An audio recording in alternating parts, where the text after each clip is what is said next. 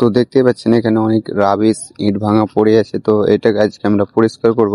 আর এখানে যে দেখতেছেন ভিতরে এগুলো বাথরুম হবে, পার্টিশন করব।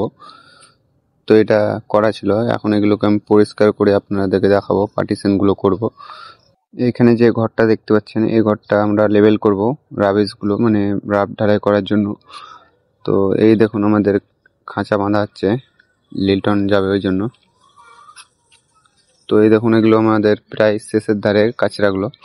তো এখন এই লিল্টন পার্টিশন যাবে গাঁথনি করার জন্য, 3 ইঞ্চি গাঁথনি হবে।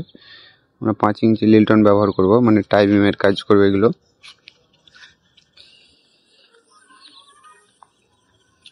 তো এই দেখুন আমাদের 3টা পার্টিশন হয়ে গেছে। তো টোটাল 4টে হবে, এই সাইডে 3টে আর এই ধারে একটা। এই দেখেন আমাদের চেম্বারের গাড্ডাগুলো করার জন্য মার্কিং করেছি আমরা। এই দেখুন প্রায় কিছুটা শেষ হয়েছে, এখনো কিছুটা কাজ বাকি আছে এই সাইড করে। এই ঘরটা হয়ে গেছে পুরো কমপ্লিট, আর এই ধারটা বাকি আছে গোটাই। তো এখন এই রাবিশগুলো আমরা ফেলবে বাইরের সাইডে।